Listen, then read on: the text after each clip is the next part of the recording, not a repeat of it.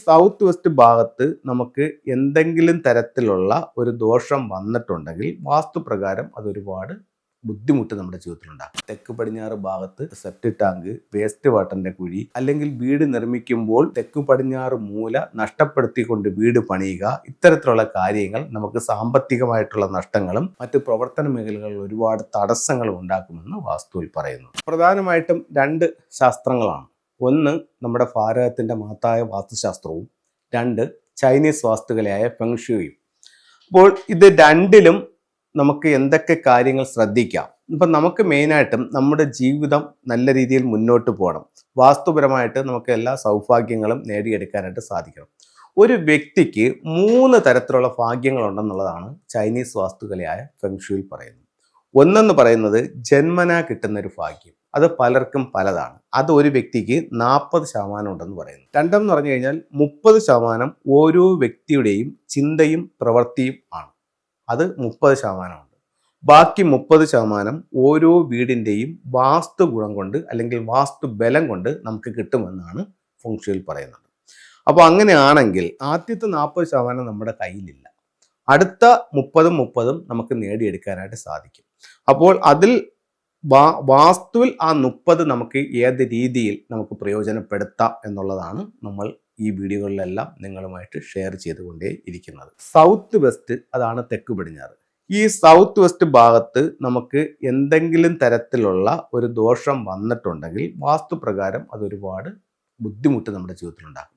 ദോഷം എന്ന് പറയുന്നത് വീടിൻ്റെ വെളിയിൽ തെക്ക് പടിഞ്ഞാറ് നമുക്ക് ഒരു കിണറോ ബോർവെല്ലോ, അതുപോലെ തന്നെ തെക്ക് പടിഞ്ഞാറ് ഭാഗത്ത് നമുക്ക് സെപ്റ്റിക് ടാങ്ക്, വേസ്റ്റ് വാട്ടറിൻ്റെ കുഴി, അവിടെ ഗേറ്റ്, അതുപോലെ car porch, sit out, main door, അല്ലെങ്കിൽ വീട് നിർമ്മിക്കുമ്പോൾ വീടിൻ്റെ സ്ക്വയർ ഷേപ്പ് കിട്ടാത്ത രീതിയിൽ തെക്ക് പടിഞ്ഞാറ് മൂല നഷ്ടപ്പെടുത്തിക്കൊണ്ട് വീട് പണിയുക, ഇത്തരത്തിലുള്ള കാര്യങ്ങൾ നമുക്ക് സാമ്പത്തികമായിട്ടുള്ള നഷ്ടങ്ങളും മറ്റ് പ്രവർത്തന മേഖലകളിൽ ഒരുപാട് തടസ്സങ്ങളും ഉണ്ടാക്കുമെന്ന് വാസ്തുവിൽ പറയുന്നു. അതേസമയം മറ്റൊരു കലയായ ഫെങ്ഷു പ്രകാരം അവിടെ വർഷാവർഷം ഓരോ നക്ഷത്രങ്ങൾ വരുന്നുണ്ട്. അതിപ്പോൾ നിങ്ങൾക്ക് ഫെങ്ഷുയിൽ വിശ്വാസമുള്ള ഒരാളാണെങ്കിലും ഇല്ലാത്ത ഒരാളാണെങ്കിലും അറിയാവുന്ന ഒരാളാണെങ്കിലും അല്ലാത്ത ആളാണെങ്കിലും ഈ നക്ഷത്രങ്ങൾ കൃത്യമായും അതാത് ദിക്കുകളിൽ വന്ന് പൊയ്ക്കൊണ്ടേയിരിക്കുന്നുണ്ട്.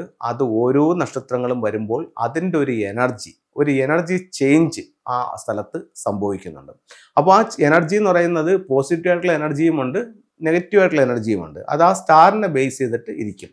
ഇപ്പോൾ ഉദാഹരണത്തിന് 2026 ഫെബ്രുവരിയിൽ ആ ദിക്കിലേക്ക് വരാൻ പോകുന്ന സ്റ്റാർ എന്ന് പറയുന്നത് 7 എന്ന് പറഞ്ഞിട്ടുള്ള സ്റ്റാറാണ്.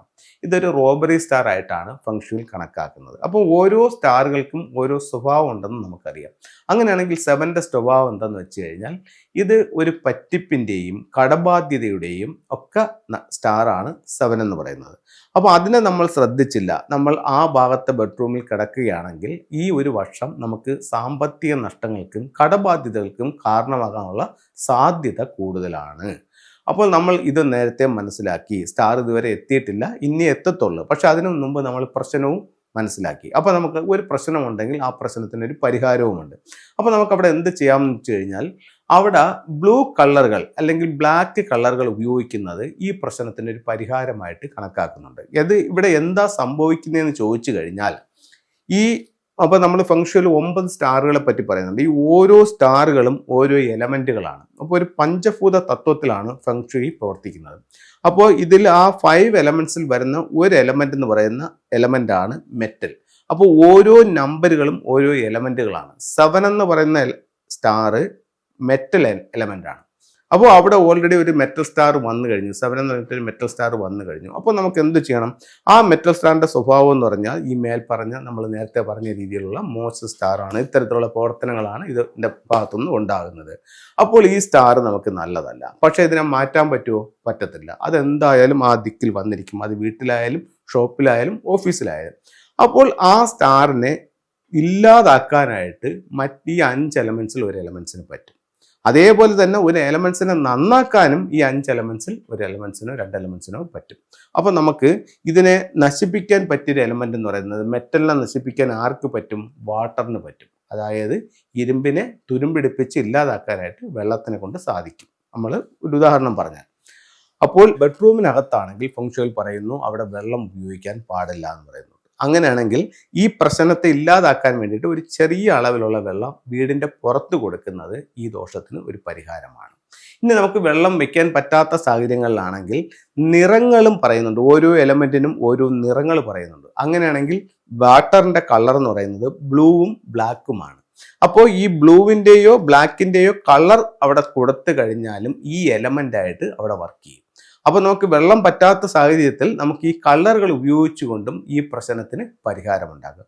അപ്പോൾ നമുക്ക് മിനിമം 4 സ്ക്വയർ ഫീറ്റ് എങ്കിലും വേണം ഈ ഒരു കളർ എലമെന്റായി വർക്ക് ചെയ്യണമെങ്കിൽ.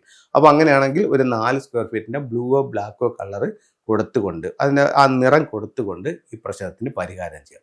ഇനി ഫംഗ്ഷനിലുള്ള എല്ലാ കാര്യങ്ങൾക്കും ചില ടൂളുകൾ ഫംഗ്ഷനിൽ ഉപയോഗിക്കുന്നുണ്ട്. വളരെ റിസൾട്ടുള്ള ടൂളുകളാണ് ഉപയോഗിക്കുന്നുണ്ട്. ഇപ്പോൾ ഇതിനകത്ത് ഒരുപാട് വീഡിയോകൾ നമ്മൾ വർഷങ്ങളായിട്ട് പറയുന്നുണ്ട്. ഒരുപാട് ആൾക്കാർ ടൂളുകൾ വാങ്ങിച്ചു വെച്ചിട്ട് ഒരുപാട് റിസൾട്ടുകൾ കിട്ടുന്നുണ്ട്. ഇപ്പം നമ്മൾ ഓൺലൈൻ കൺസൾട്ടിങ് എടുക്കുന്ന സമയത്തും ഇതിൻ്റെ പരിഹാരങ്ങളായിട്ട് ടൂളുകൾ എടുത്ത് പറയുന്നുണ്ട്. അത് നമ്മൾ അവർക്ക് കൊറിയറായിട്ട് അയച്ചു കൊടുക്കുന്നുണ്ട്. അതൊക്കെ അവർക്ക് അതിൻ്റെതായിട്ടുള്ള റിസൾട്ടുകളും അവരുടെ ജീവിതത്തിലേക്ക് കടന്നു വന്നുകൊണ്ടേ ഇരിക്കുന്നുണ്ട്. അപ്പോൾ ഇവിടെ ഉപയോഗിക്കേണ്ട ഒരു ടൂൾ എന്ന് പറയുന്നത് പിന്നെ ബ്ലൂ റൈനോ എലിഫൻ്റ് എന്ന് പറഞ്ഞിട്ടൊരു സ്റ്റാച്ചു വാങ്ങിക്കാൻ കിട്ടും. അപ്പോൾ അത് നമുക്ക് അവിടെ ഉപയോഗിക്കാം. അപ്പോൾ അത് കിട്ടാത്ത സാഹചര്യങ്ങളിലാണെങ്കിൽ അതിൻ്റെ ഒരു പിക്ചർ വെച്ചാലും അതിൻ്റെ ഒരു എനർജി കിട്ടും അവിടെ. അപ്പോൾ ഇത്തരത്തിലുള്ള ടൂൾ ഉപയോഗിച്ചുകൊണ്ട് നമുക്കതിനെ പരിഹാരം ചെയ്യാം. ഇനി നമുക്ക് ഫംഗ്ഷനിലെ ചിലപ്പോൾ ടൂളിനെ പറ്റി പറഞ്ഞിട്ടുണ്ട്. ആദ്യമായിട്ടാണ് നിങ്ങൾ ഈ വീഡിയോ കാണുന്നതെങ്കിൽ ഫംഗ്ഷനിയുടെ ചില ടൂളുകൾ എന്താണെന്നും അതിൻ്റെ ഉപയോഗക്രമം എന്താണെന്നും ഒരു 3-4 ടൂളുകൾ പരിചയപ്പെടുത്താം. ഇത് ഒരു ലക്കി ക്യാറ്റാണ്. അപ്പം നമുക്ക് കാണാം ഇതൊരു സോളാറിലാണ് വർക്ക് ചെയ്യുന്നത്. ഇതിൻ്റെ ഒരു ഹാൻഡ് ഇങ്ങനെ മൂവ് ചെയ്തുകൊണ്ടേയിരിക്കുകയാണ്. ഇത് സിംബോളിക്കായിട്ട് കസ്റ്റമേഴ്സിനെ ആകർഷിക്കുന്നു അല്ലെങ്കിൽ വെൽത്തിനെ ആകർഷിക്കുന്നു എന്നുള്ളതാണ്. അപ്പോൾ നമുക്കൊരു വ്യാപാര സ്ഥാപനമാണെങ്കിൽ ഇത് പുറത്തോട്ട് നോക്കി വെക്കാം. ഇപ്പോൾ ചില സ്ഥലങ്ങളിൽ നമുക്കൊരു ആക്ടിവേഷൻ കൊടുക്കണമെന്നുണ്ടെങ്കിൽ അപ്പോൾ നമുക്ക് വാട്ടർ ഫൗണ്ടൻ കൊടുക്കാം, വിൻഷിയം കൊടുക്കാം, പിന്നെ പെൻഡുലം ക്ലോക്ക് കൊടുക്കാം. അത്തരം സ്ഥലങ്ങളിൽ ഒരു മൂവിങ് ഒബ്ജക്റ്റ് ആയിട്ട് നമുക്ക് ഇത്തരത്തിലുള്ള ലക്കി ക്യാറ്റുകളെയും നമുക്ക് കൊടുക്കാനായിട്ട് സാധിക്കും. ഇത് നമ്മളിലേക്ക് ശരിക്കും ബിസിനസ് വരാനും കൂടുതൽ ലാഭകരമായി മുന്നോട്ട് പോകാനും ഒക്കെ ഈ ലക്കി ക്യാറ്റ് സഹായിക്കുന്നതാണ്. ഇത് നാച്ചുറൽ ആയിട്ടുള്ള സ്റ്റോൺസ് ഉള്ള ഒരു ട്രീ ആണ്. അപ്പം നമ്മുടെ ഇഷ്ടപ്രകാരം ഇതിനെ നമുക്കൊന്ന് ഡെക്കറേറ്റ് ചെയ്ത് വെക്കാവുന്നതാണ്. അപ്പോൾ ക്രിസ്റ്റൽസ് എപ്പോഴും നെഗറ്റീവ് എനർജികളിൽ നിന്ന് നമ്മളെ പ്രൊട്ടക്റ്റ് ചെയ്യാനായിട്ട് ക്രിസ്റ്റൽസിന് സാധിക്കുന്നതാണ്. അപ്പോൾ ഇത് നമുക്ക് വീടിൻ്റെ സൗത്ത് വെസ്റ്റ് കോർണറിൽ, അതായത് എർത്ത് എനർജി വരുന്നതായിട്ടുള്ള ചില ഡയറക്ഷൻസ് ഉണ്ട്.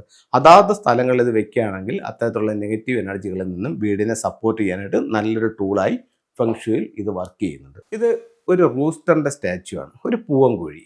ഇത് വീട്ടിലുണ്ടാകുന്ന അല്ലെങ്കിൽ ഓഫീസിലുണ്ടാകുന്ന കലഹങ്ങളെ ഒഴിവാക്കാനായിട്ട് ചൈനീസ് വാസ്തുകലയായ ഫംഗ്ഷി ഇത് ധാരാളമായിട്ട് ഉപയോഗിക്കുന്നുണ്ട്. ഇതിൻ്റെ ഡയറക്ഷൻ എന്ന് പറയുന്നത് വെസ്റ്റ് ആണ്. ഈ വർഷം ഇത് വെസ്റ്റിൽ വെക്കുന്നത് കൂടുതൽ ഫലപ്രദമായിരിക്കും. എന്തുകൊണ്ടെന്ന് വെച്ച് കഴിഞ്ഞാൽ കലഹത്തിൻ്റെ നക്ഷത്രമായിട്ടുള്ള 3 ഈ വർഷം വെസ്റ്റിൽ വരുന്നുണ്ട്. അപ്പോൾ അത്തരത്തിലുള്ള കലഹങ്ങളെ കൊത്തിപ്പറക്കി അതിനെ ഒഴിവാക്കാനായിട്ട് ഇതൊരു നല്ല ടൂളായി ഫംഗ്ഷനിൽ ഇതിനെ ഉപയോഗിക്കുന്നുണ്ട്. അപ്പോൾ എല്ലാവർക്കും എല്ലാ ഐശ്വര്യങ്ങളും ഉള്ള ഒരു വർഷമായി 2026 ഭവിക്കട്ടെ എന്ന് പ്രാർത്ഥിച്ചുകൊണ്ട് നിർത്തുന്നു.